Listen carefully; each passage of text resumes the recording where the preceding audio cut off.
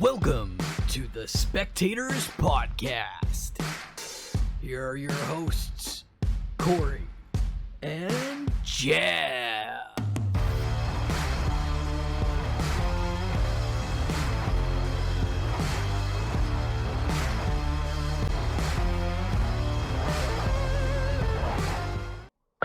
Welcome, spectators, to episode 48. What is going on with WWE? There's no need for pleasantries, Corey. I don't have the time or the space for it. What the hell is going on? What a way to start the show. I'm done. I think a lot of us are done, honestly. What was the atrocity we watched tonight? That was something else. Poor booking, lackluster crowd. Nobody could get into anything. The storylines were the same old thing. But tell us, because you know what? I'm looking directly into the camera, asking the fans out there right now, the internet wrestling community. I want to hear from you, because there's a lot of you who are really interested in this Roman Reigns thing. So I want to give the benefit of the doubt to those of you who are into this. And I just have one question for you. Why? Why are we into this story that has been going on for 3-4? We're going on to our 4th year of this story now. And I don't understand why there's still interest in the same thing over and over and over again. And, you know, I'm sure some of you out there can enlighten me that you know, this is the right call and this is the right direction. But I've been you know, in and around wrestling for a long time, most of my life, and have never seen a product so monotonous in my life, where there is no foreseeable future changes and you know, just there's no light at the end of the tunnel for a direction in the WWE. And this isn't just Roman Reigns. This isn't Nope. I don't want to just hate on the fact that Roman Reigns is the champion, because there are mistakes that are being, you know, not handled, I should say, all the way down the line with talent who should be on TV that aren't, talent who were brought in from NXT, and some who were brought in as previous talent in NXT that Triple H decided to hire, who I question why they're even on the roster. And I question the methods of what's going on, because we just had a pretty significant few weeks with a WWE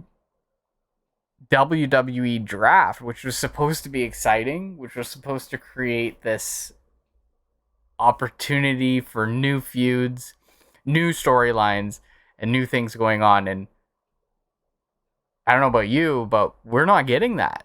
And for the foreseeable future, I don't see that happening. We moved several superstars who feuded on the same brand previously to another brand who are now going to continue feuding.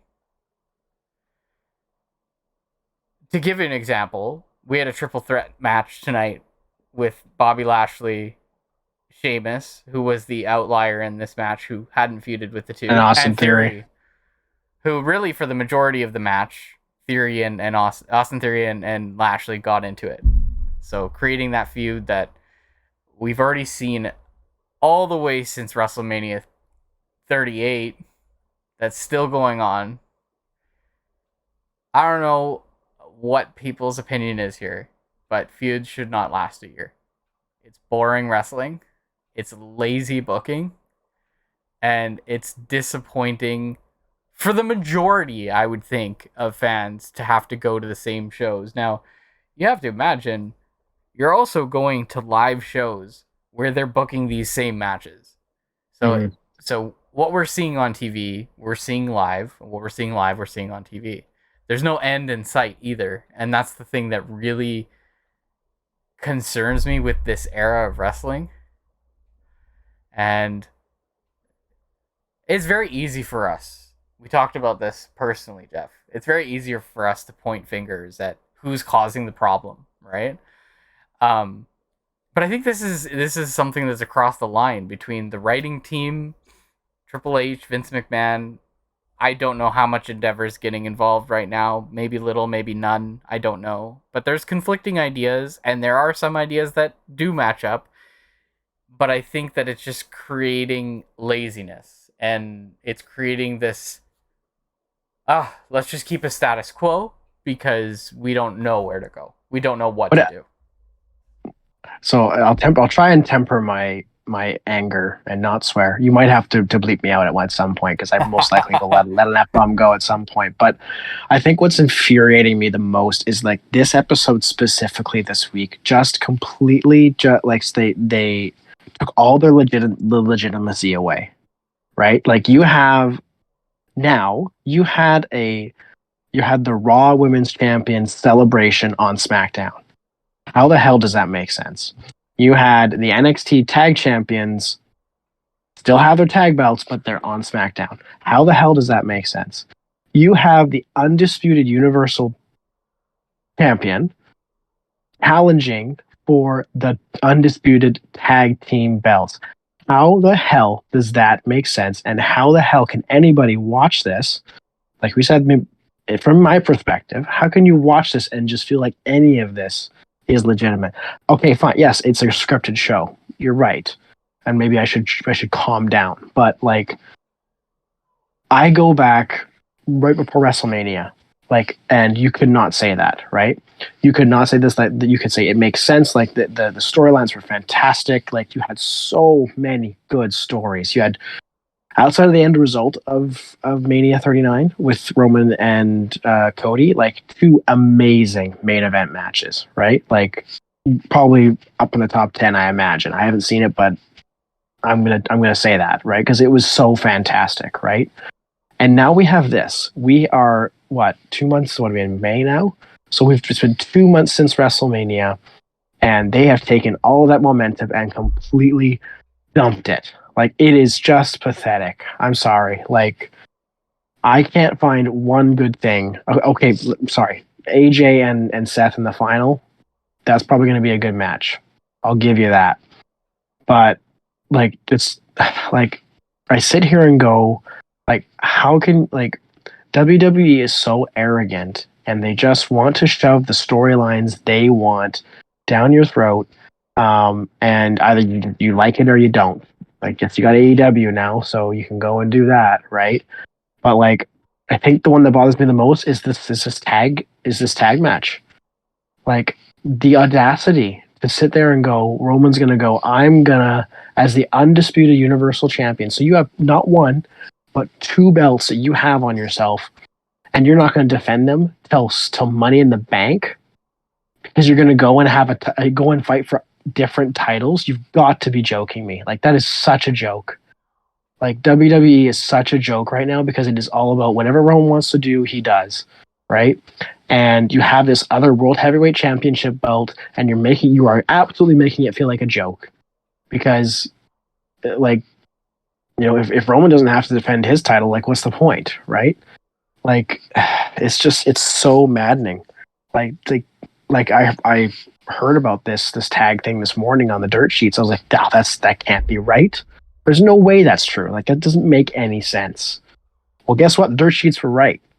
And Roman and Solo are actually going to be fighting Sami and KO in Saudi for their tag belts. And there is a world where Roman could have 4 belts, which is absolutely insane, right? It probably won't happen. I think they'll lose, but you're opening that door to having that possibility of this guy who was gone for an entire month after WrestleMania, comes back and then he does the same promo that he's done with Jimmy and Jay for the past 2 years. You know, it was good when Sami was around, but like, yeah, he shoved Jimmy, but we've seen him shove Jay, we've seen him shove Jimmy, you know. And it's the same thing. And he does one promo and people are all of a sudden okay with the Bloodline again. Like, it's the same bloody story. And it's being shoved down our throats because that's what WWE wants. Excuse me.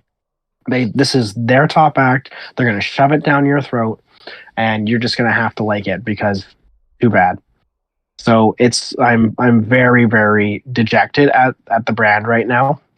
Like I was so invested in WWE before when someone came to Mania, and now they've completely sewered my joy in it. Right? I mean, they even did it with Backlash. Like at Backlash, they were like, no, we want to do instead of having two Puerto Ricans, one of which is Bad Bunny, main event in a fantastic match, like amazing match. But no, we're gonna put the Bloodline after him because they're more important than those guys. And the match sucked, right? It was terrible. And then Cody and Brock, which was like what 8 minutes, right? Like it's just this consistent theme of like WWE doesn't give a crap about the fans anymore. It's these are the storylines we're going to push on you, and on top of that, be damned of any legitimacy of this draft. We're going to have Raw Women's Champion have a Raw Women's Champion celebration on SmackDown. We're going to have all these like completely ass backwards storylines where you have SmackDown stars competing for the Raw exclusive belt, right?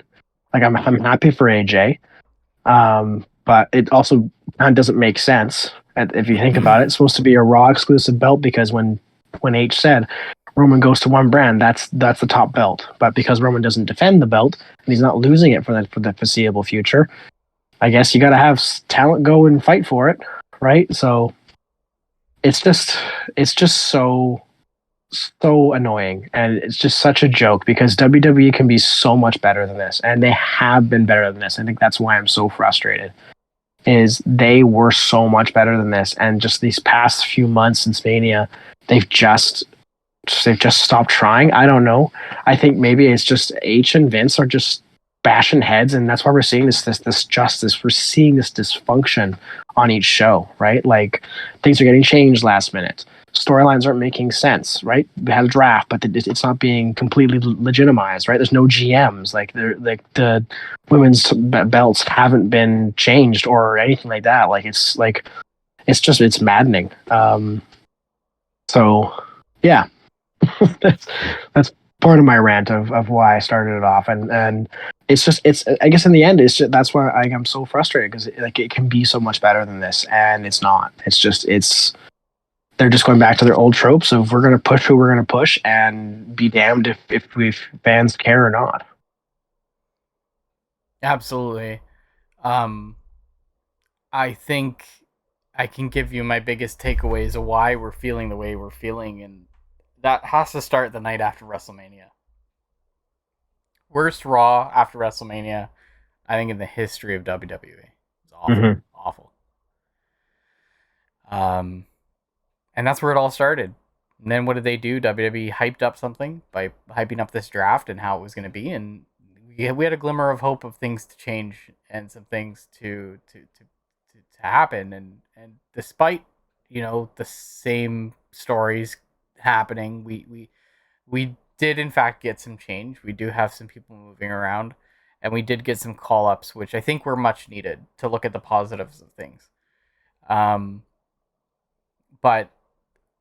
you had a chance to really legitimize this draft by doing the right things, and you're already off to the wrong start by having two opposing women's champions gallivanting around the brand with the opposing brand's title and showing off and being proud that you're the other brand's champion.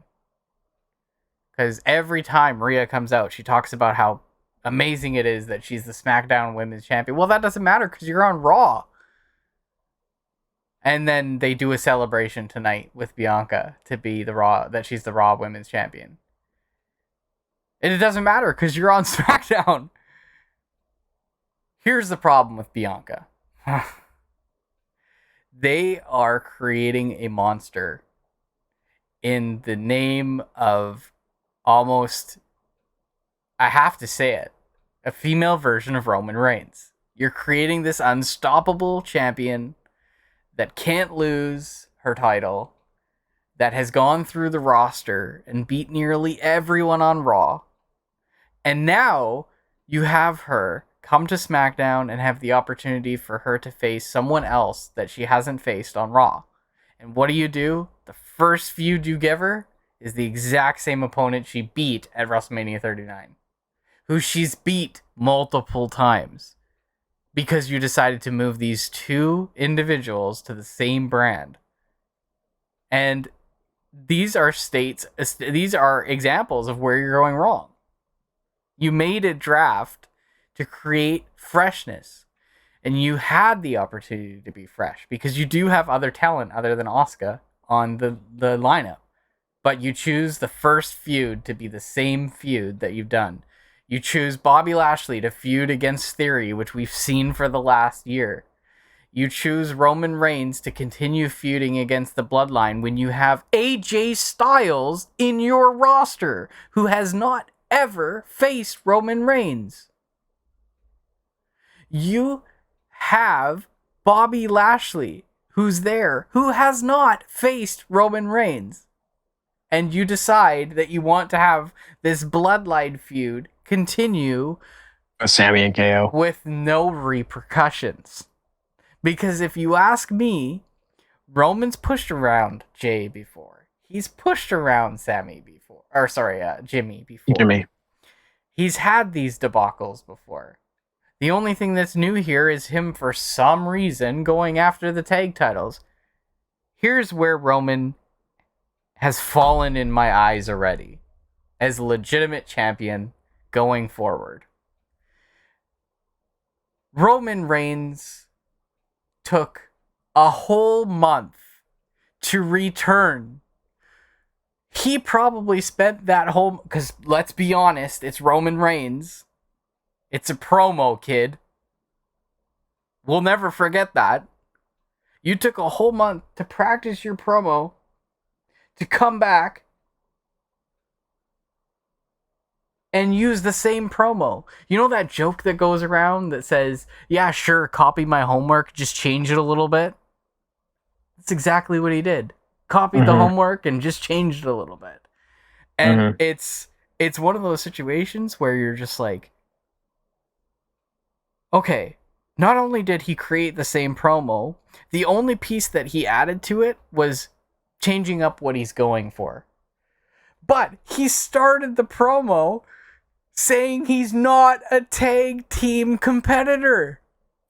You started out the promo telling everyone you are not a tag team competitor. Why did you make that match about me? Why did you make it for me? Why? I'm not a tag team guy. I'm not part of the tag division. I don't have tag belts. Why are you dedicating something to me? You should have dedicated it to the Wild Samoans. You should have dedicated it to other people in our family. I'm not a tag team. He said that at least 3 times. And then you turn around and you say, I talked to WWE higher ups and we've decided that we're going to be able to get them back in the Bloodline. But how do we do it? I'm going to challenge for it. But you're not a tag team. You just said it 3 times. So you've already delegitimized your conversation, your legitimacy as a tag team champion, or delegitimize the 2 titles you currently have on your bloody. You don't even carry them. You don't even carry them. Really. Anyone does. He doesn't really care about the belts as long as nobody else has them. That's all he wants. And it's funny because I have zero hope anymore that Sami Zayn and Kevin Owens will hold those titles. And I know some do, and I know you're hopeful that they might still lose, but I think it's just this direction that we've gone over the last year. Hard to see them lose. That it's hard to even imagine Roman Reigns, or especially because it's Solo Sikoa that he's going with. And Solo hasn't really lost a match other than the one that he lost to Cody. But I think WWE's already erased that off their record books. So yeah.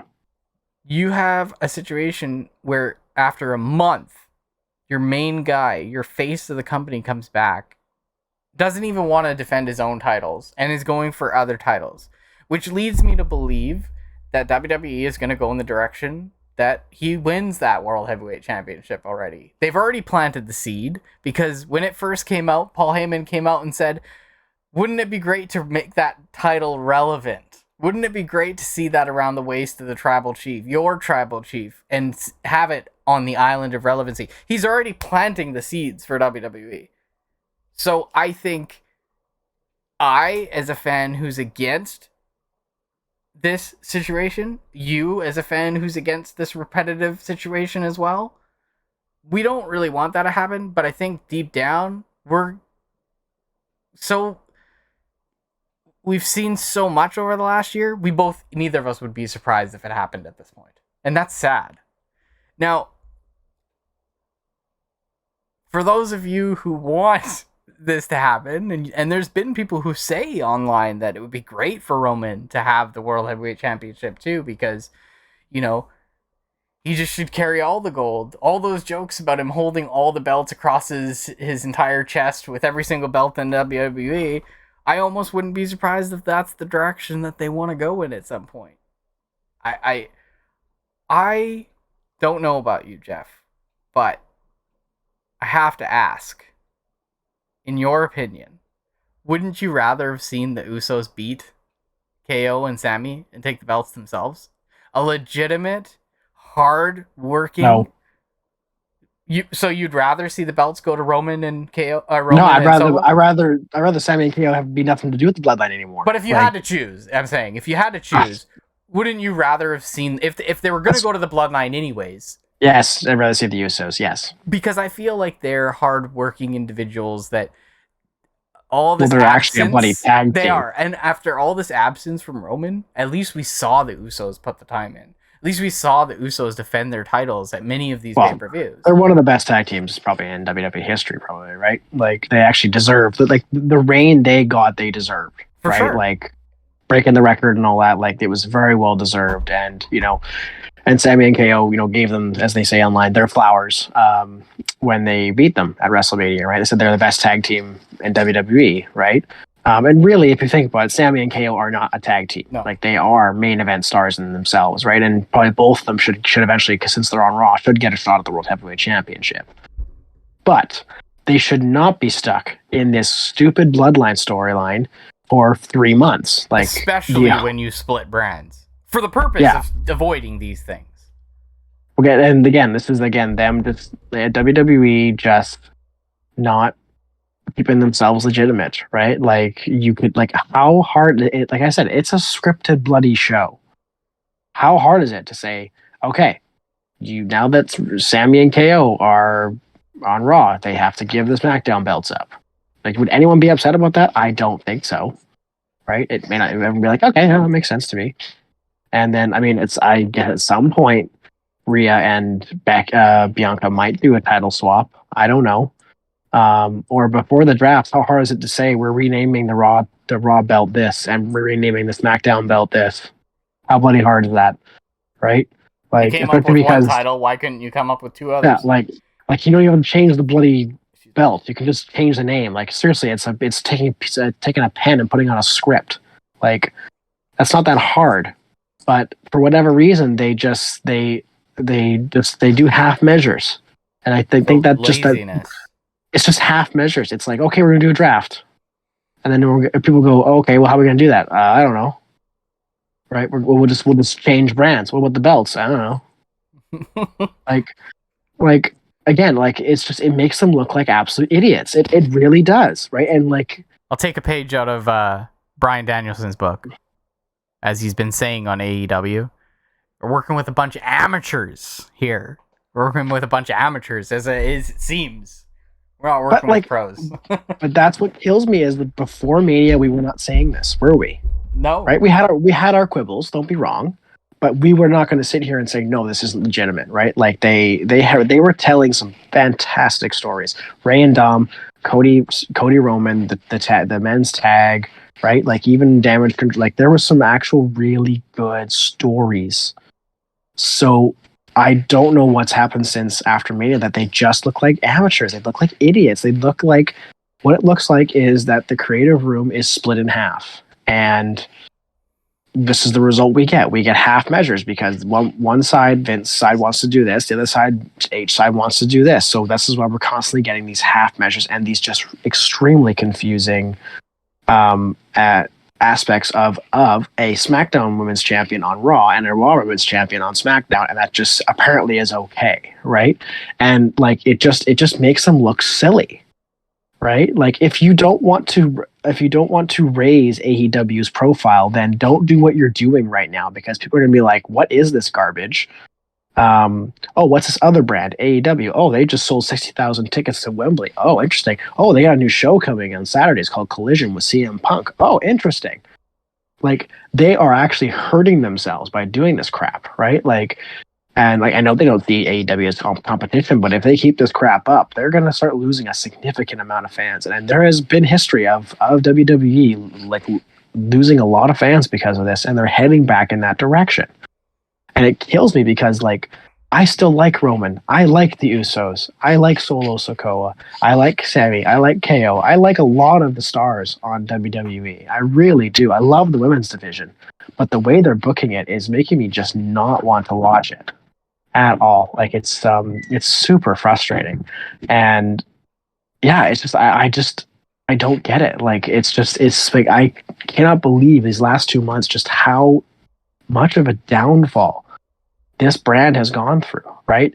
Now, here's the really interesting flip side to it, is you and I are sitting here saying this is frustrating, this is that. But they are selling out every single Raw, SmackDown, PLE. Money in the Bank is completely sold out.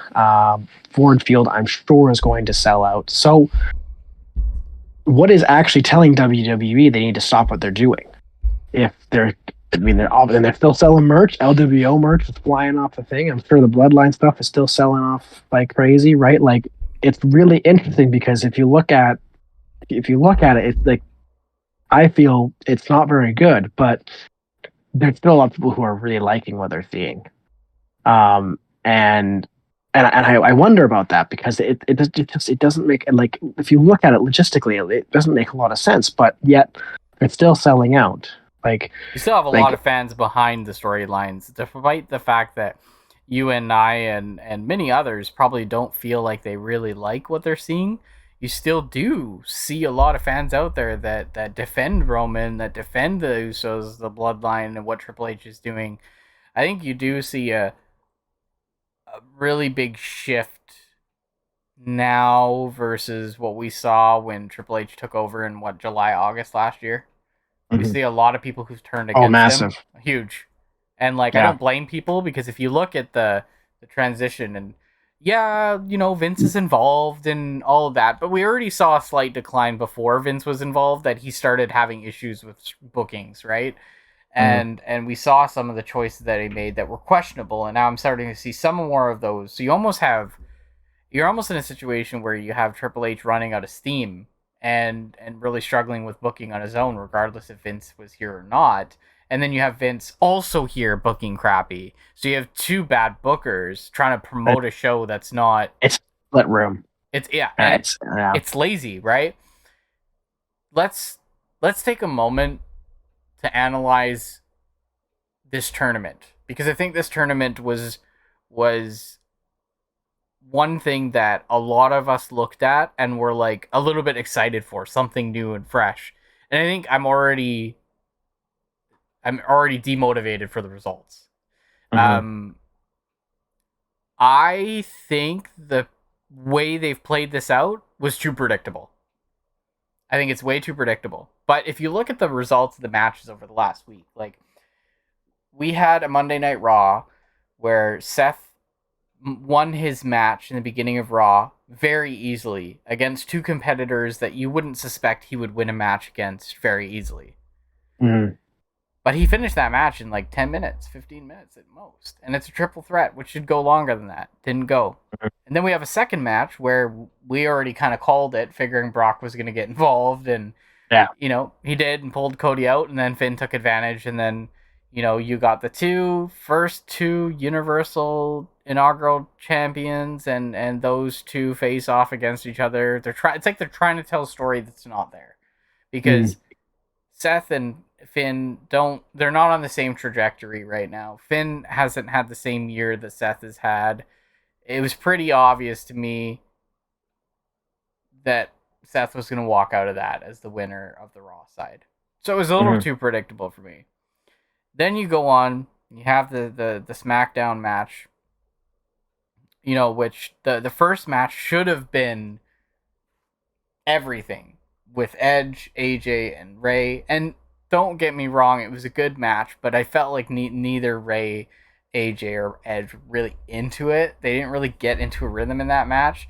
And I think because, they kind of just got thrown into that match for their name. There was no intention for them to go forward.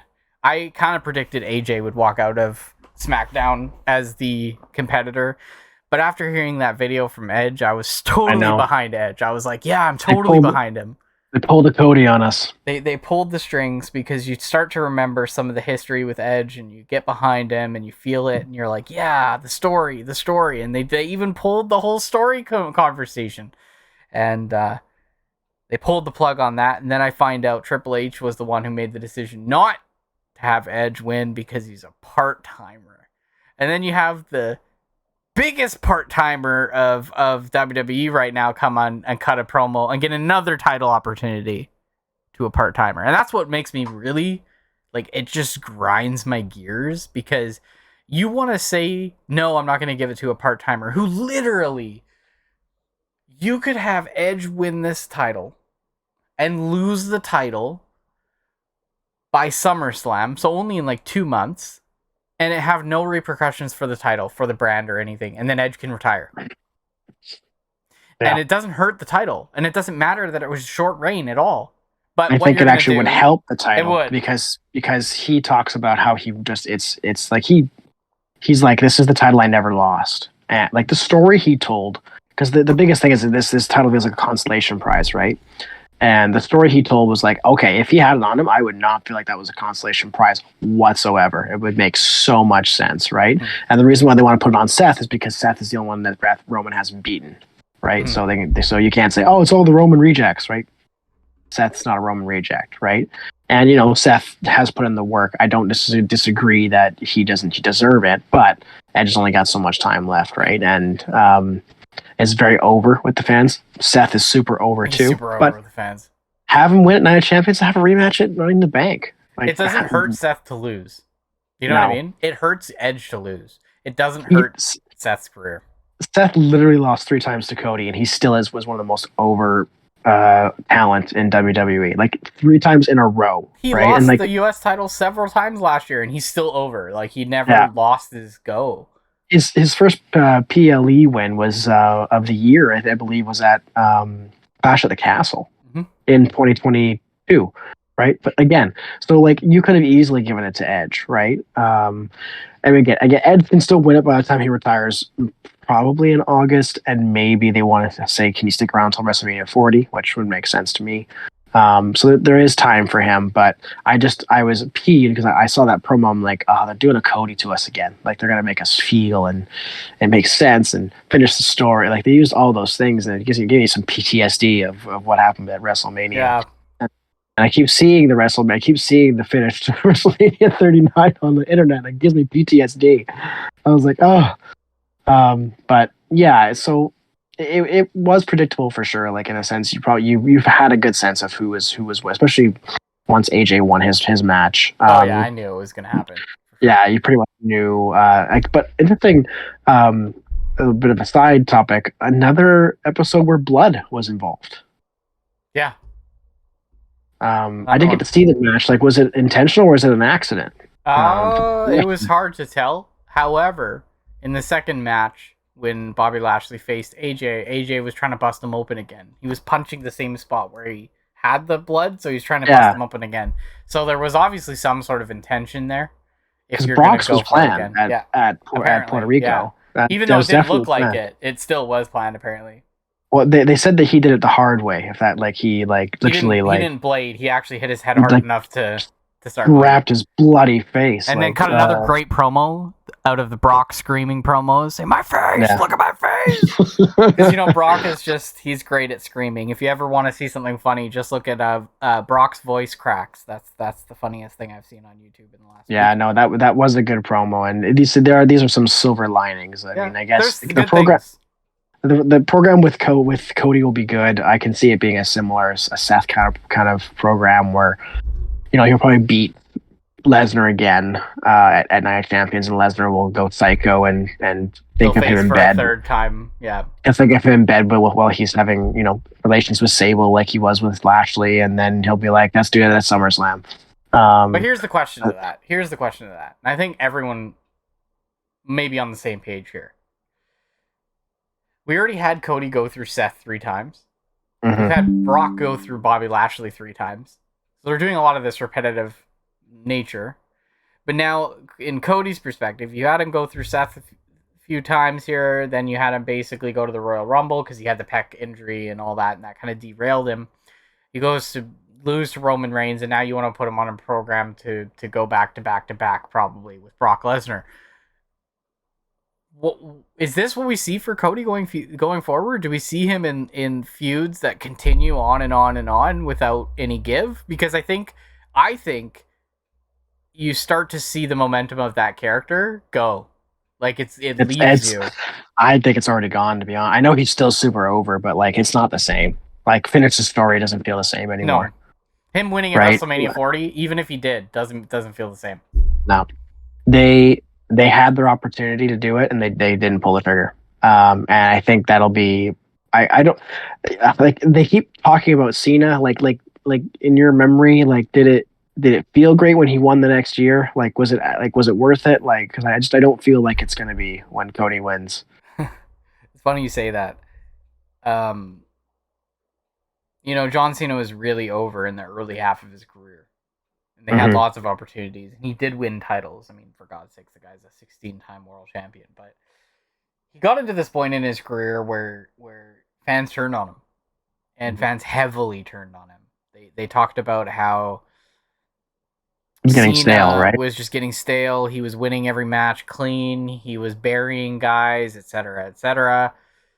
And he got stale to the point where his music would hit and people would say John Cena sucks, just like Kurt Angle, right? And there was a lot of this for a very long time. And I feel like at that point, when Brock Lesnar turned on John Cena that night, fans cheered Brock. They wanted Cena to get hurt. And it's because on John Cena's, approach they took with him, they wanted to push him down everyone's throats. They wanted him to win everything. And that really hurt him in the long term because I think it just made people feel like, wow, this is becoming irrelevant. It's the same thing over and over and over again. Then John Cena won the next year, and it didn't matter. I feel like people booed when he won. They didn't care. They didn't want him to win. And then as John Cena was transitioning out of WWE and Roman was coming up from NXT into WWE, they crossed paths for a very short amount of time. Mm-hmm. And then Roman was being pushed down your throat because of the Shield. And the Shield did great. People loved the Shield. But as soon as they split up, then it was just Roman. And, that's where we got the famous line of John Cena calling him out, not knowing how to call a promo. And he didn't. Mm-hmm. And Roman was pushed and pushed and pushed. And just not getting over with the fans. And I find it very interesting because you've now gone full circle where Roman has gotten over with the fans. Like, people do like him as a heel. He's doing his best work as a heel that he's ever done in his career. I still like Roman, but that's why I'm frustrated. But the guy, to me, is still outworked by other talent. He's out-promoted by other talent. He's out-wrestled by other talent. I don't look at Roman and think he's the greatest of all time. He's not even on my Mount Rushmore. Well, it doesn't help when you constantly book the interference. And I know that's a heel thing. I was about to say that. Yeah, right? It seemed like in his early Tribal Chief reign, he didn't have as much interference. He was winning these matches on his own, right? And like with Cody, like he didn't win it on his own. Like Cody had him. He wouldn't have won that match. No, 100%. Same way with Drew in Clash.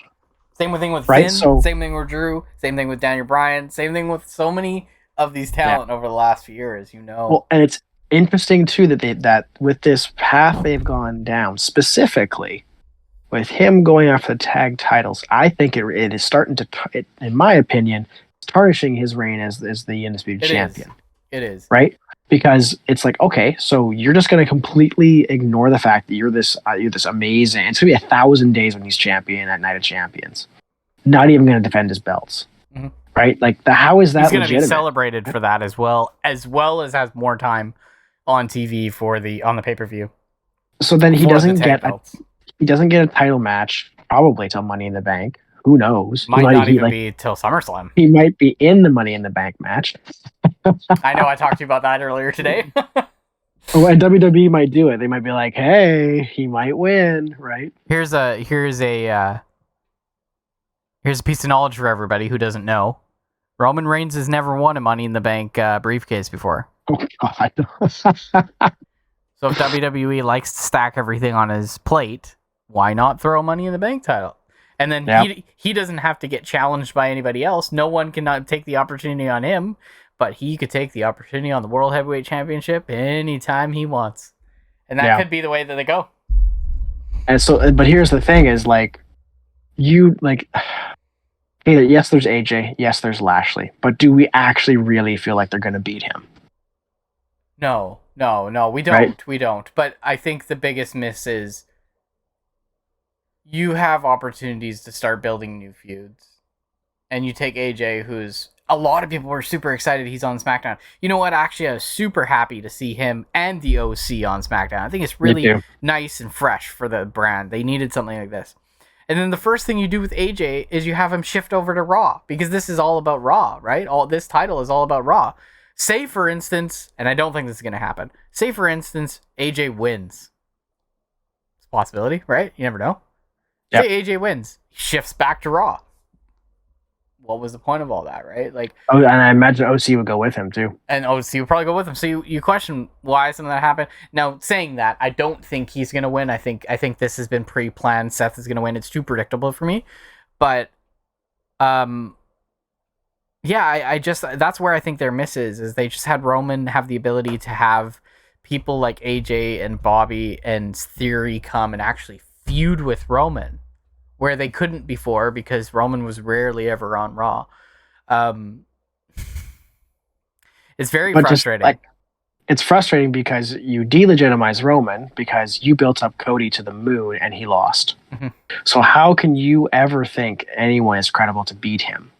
Therefore, I feel it has this is what Denise Salcedo brought up, and I agree with her. Like, you tarnish it.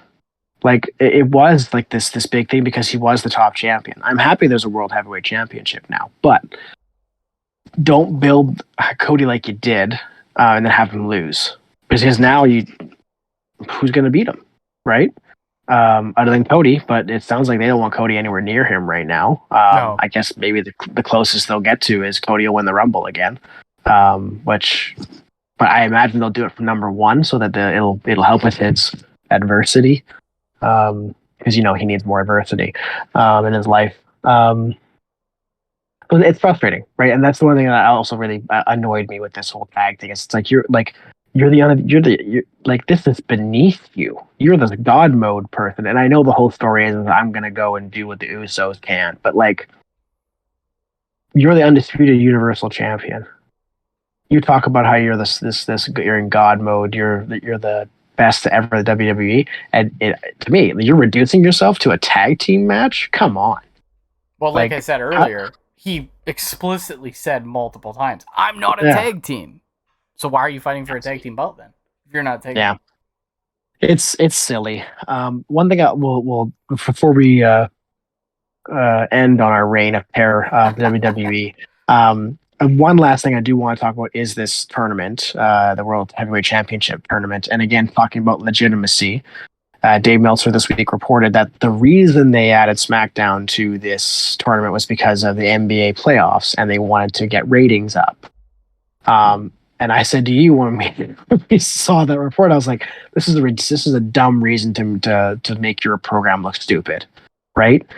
Especially because you did this entire draft." And you influxed all this talent onto Raw. Like, you could have easily done this tournament over 2 weeks with a smack ton of different old and new talent, right? Like JD McDonough could have been on there, right? Like, I'm trying to think who else was drafted to Raw. That was young. I mean, you have to, Omos, right? Like Omos, Why not? throw him in there.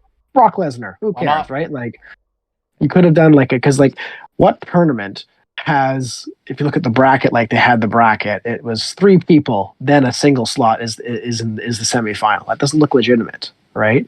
And and I only bring up legitimacy, and I know it's a scripted show, but they always want to make themselves seem like a legitimate sports show, right? Like that is their goal, right? But they fail to do it when they do things like that, right? Like just for example, they failed NXT in the draft too to make it look legitimate. If you look at NXT, they have the tournament for the women's belt at the next pay-per-view, and it's a legitimate tournament bracket, right? There's no triple threats or anything like that, right? So I was just annoyed because they sacrificed their legitimacy for ratings, which is so stupid. Because SmackDown usually does well, especially if Roman's on the show. They usually do well with ratings. Like Roman's usually enough of a draw that they get people watching, and they had the women's tag belts that night too. And they had Edge on the show, which is a treat for SmackDown because he hasn't been on a SmackDown show for ages, right? Yeah. So I was annoyed at that reasoning to make themselves. I mean, that's the whole thing. It's like they've just completely made themselves look illegitimate with this whole. There was only really one way for this World Heavyweight Championship tournament to be legitimized, and that was the fact that we could have had Dominic Mysterio in the match. Oh yeah, and I mean, everyone should be behind this guy at this point. Yeah, a Dom Seth final at Saudi. No, seriously, a Dom Seth final at Saudi would have been amazing, right? Because you would have had a massive section of the fan base pulling for Dom to win that belt, just because of the insufferability. I don't know if that's a word, but I'm going to say it is. Of him being that world heavyweight, it's just, oh my god, You imagine him walking around with that title beside Rhea walking around with her SmackDown Women's title, and they just dominating the brand. He would just give it to Rhea. He'd be like, "Mommy, this is yours," and she'd just be carried. I want it for you. I dedicate this match to you. Oh boy! Well, and you could do the story where Rhea is the one who wins it for her. Like she does the interference, she does a riptide to Seth or something like that. It would just be golden, glorious, honestly. Right? And maybe you can do that later, right? Like I do feel Seth is a deserving for sure. I'm not saying anything against Seth because I think he's definitely put in a lot of work over the last year, heel and face. Like he's done a lot of work. And like I said, losing to Cody 3 times in a row. Losing to Theory. Like the guy's put people over. Like he's done a good job. He's been in a lot of crappy booking and he's done a good job. Can I just also talk about legitimacy and wins. And there's just one last thing that came to my mind that I remember that I wanted to talk about. And that's this. You have 2 great matches on SmackDown, right? You have two great triple threat matches, and then you have the finals or the semifinals, and AJ wins the match very abruptly with a phenomenal forearm, pins Edge out of nowhere, and it's over. Not even a Styles Clash. Not a Styles Clash. Nothing. Mind you, it'd be kind of hard with Lashley. Edge goes for a spear, I think, on Ray, misses it, and then hits him with the phenomenal forearm. 1, 2, 3, it's over. And I was like, he didn't even hit his finisher. He hit his signature move. Then what happens is AJ moves forward and AJ faces Bobby Lashley. And how does AJ win? Phenomenal forearm on Bobby Lashley.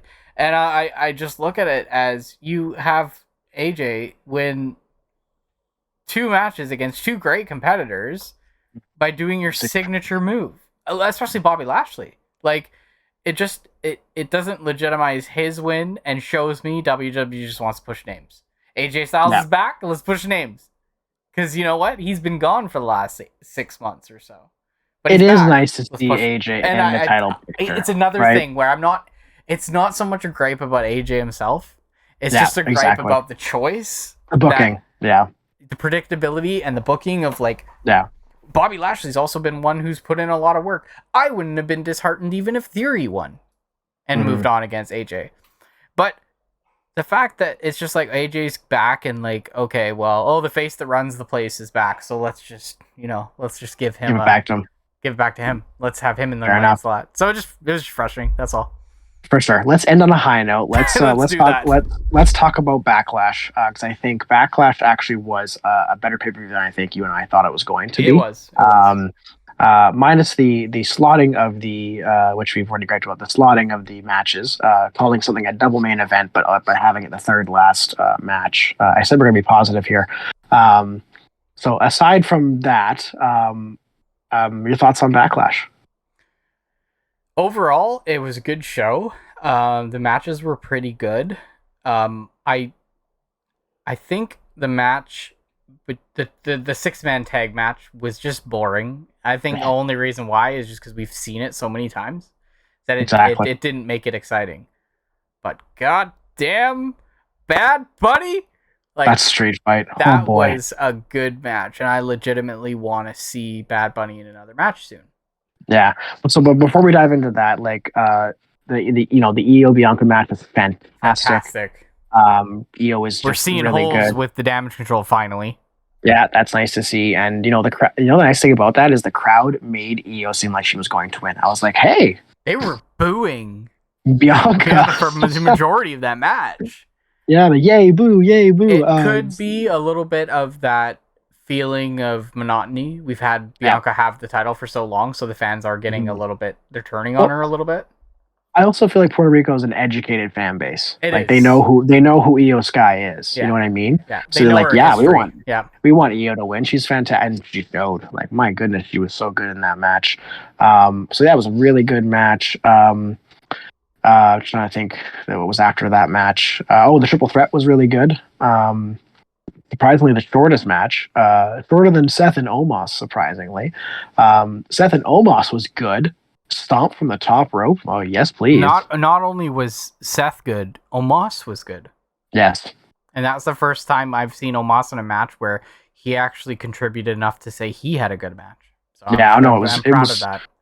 It was good because like when he faced Brock, like Brock was he did the match, but like he kicked out of a couple stomps, like and Seth sold for him, but like it was a good match, and I think Wrestle Talk was talking about like that those like the Seths are the guys he needs to be able to work with, right? Yeah. The smaller guys, because that's usually how giants usually do well with smaller guys, right? So, a good step in the right direction for Omos. I really wanted to talk about Zelina Vega and Rhea Ripley's match. Seeing Zelina come out and the ovation she got, like the emotion she got behind the crowd, yeah, and like the reindeer with the flag and everything. That was really cool. Well, and just like the TV timing with her teary-eyed saying that she was dedicating the match to her dad who passed away during 9/11. Then she started tearing up. I'm like, damn. That's why I texted you and said I love professional wrestling. You want to get behind them, right? You really want to get behind the face, and she did a really good job of getting you behind the face. And so many people have said it in the past. It's easy to get people to hate you. It's hard to get people to like you, and she did a really good job of getting people behind her. And I think it's a testament to Rhea too, because Rhea, I think, even though it was very clear who was winning that match, extremely clear, and the match wasn't long, and even the finish was like, okay, Rhea was done with Zelina throwing around, and she booted her in the face and did a riptide and won. However, he sold so well for Zelina that made the moment even more special, in my opinion. Right? It could have been just an easy squash, right? Like, she couldn't have sold for her, and it could have been just been like, great, she got a good ovation to start the match. But like, so I, very big kudos to Rhea as well to, let Zelina bask in as much of the moment before she eventually squashed her. But that was going to happen, right? So that was, even though that match was extremely predictable, it was done in such a tasteful way, in my opinion, to give Zelina that moment, right? Because I don't know. I hope they go back to Puerto Rico. My goodness, that crowd deserves it. So that, and then we had what I don't think anyone was expecting was a absolute banger of a street fight with Damian Priest and Bad Bunny. Should have ended the show. Like when I saw that match, 100%. Should have ended the show. That was the text I kept sending you. I was like, why isn't this the main event? Why isn't this the main event? Why isn't this the main event? One of the best match build-ups, best matches, pre, during, and post that I've seen for a very long time. Mm-hmm. Even the build they did for this match, bringing Dom involved and having him, be involved in WrestleMania, having him be involved in Raw and SmackDown, Damian getting involved and all this, and the build up to this match was very good. The match itself, the pop he got, which we should expect, of course, he's the concert hero, but it was loud. Like, that was a loud arena. I was so like, wow, that was amazing. And then he comes out and he brings the cart with all the that was just a classic hardcore match. Like, it brought me back to the days of those hardcore title matches, right? Where you'd have Raven come out with the cart, you'd have like Mankind involved, Mick Foley. Like, I just think about the legacy of that hardcore title in this match, and I just felt it was so cool to see. And you could just see in Bad Bunny's eyes and like the way he puts his heart into everything. Like, this guy's like a true wrestling fan. Like, he loves wrestling. He gets it though. Like, he gets how to feed off the crowd. He gets how to get the crowd involved, and he knows when to do the spots and timing. It's just incredible. And I texted you. He loves wrestling because this guy's a multi-million-dollar recording artist. He's getting chairs. He got put through. We got a Falcon Arrow through a bloody table. High up Like, he does not need to be doing any kendo stuff. sticks and all this right? stuff. Like, I couldn't believe how much like force he took. And like, I know everybody wants to say everything about Bad Bunny, and he deserves all the credibility, but like, let's take a second to like say, wow, like Damian Priest, what he did to make Bad Bunny look even better than he did, because he was safe, he was smart, he just did everything and he made this match too. Even when he hit that first finisher in the very early of the match, and it was like, it's over, and then he freaking pulls him up. He breaks the pin. I was like, oh my god, that's so good. And then of course, like, the biggest thing was Carlito showed up. That was fantastic. Carlito shows up in the best shape of his life. No way. He's ready to go. He's ready to win. He's ready to beat Roman. There's that, and then is it Salino Vega? Savio Vega, I think his name was. Thank you, Savio Vega. He showed up and like just and I'm sitting there going like, they this has all been booked. Like, why didn't they think this would have been the main event? And then it ends with the Canadian Destroyer. So it was such a great match, and kudos to WWE for these PLEs overseas. Well, I mean, Puerto Rico's still in the U.S., but like outside of the mainland U.S., right? Clash at the Castle was a success. Was a smashing success. They're going to London for Money in the Bank, and now their Chamber was amazing as well. Montreal, that was a great. Puerto Rico was great. Yeah, Money in the Bank's in England. And then they're looking to do a September pay-per-view somewhere else as well. So it'll be as much as we've been ranting and raving about how annoyed we are at the WWE, you do have to give them some kudos. They've been booking these international pay-per-views with quite a bit of success, and we're also now seeing it with AEW. They took a big risk with Wembley, and I think it's, even if they don't get to 90,000, I think 60,000 is plenty. And they'll still sell tickets at the box, so we got to remember that. They may easily hit a 10,000 or 70, 10,000 at the box and hit a 70,000 crowd, and that's there's no matches booked yet. That's right? Like, more than happy to be where they're at right now without any matches, and no hype. Wait till they start actually announcing matches, right? Like and I'm sure it's all in, so I'm sure they'll do something big for that. But anyways, I think you and I have expelled enough trauma today for our listeners, and I was so shocked I forgot to say, please subscribe, leave a comment, give us a thumbs up.